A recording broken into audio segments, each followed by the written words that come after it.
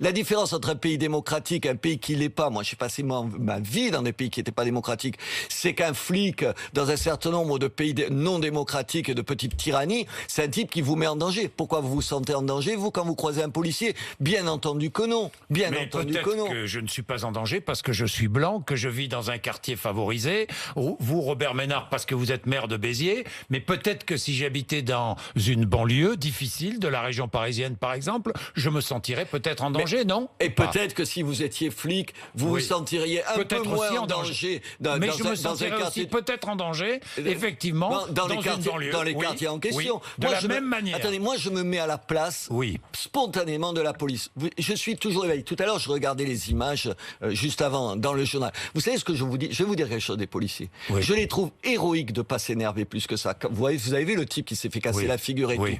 Que ses copains à côté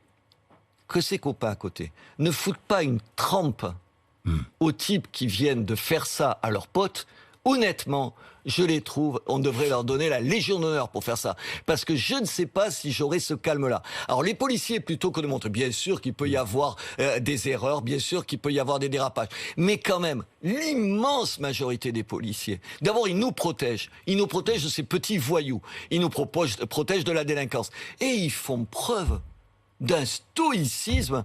Vous seriez capable, vous, si votre pote, il était roué de coups sous vos yeux, de dire je le dégage et j'en fais pas plus. Et en prenant la mesure de ça. Vous niez tout acte violent de la part de policiers? Mais bien sûr que non.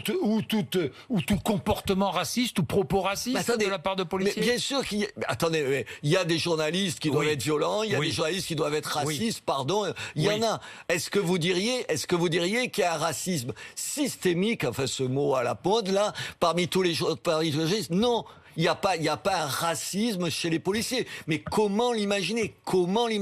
Je vous rappelle, pour la petite histoire, parce que je suis pas sûr que tous les gens en tête, dans l'affaire Traoré, sur les 3 policiers, je regrette de le dire, 2 sentiers, c'est-à-dire sont noirs, pour parler clairement. Qu'est-ce que ça veut dire? Ça veut dire, eux, ils sont racistes, ils détestent les noirs. Mais enfin, il faut arrêter de dire des conneries, quand même.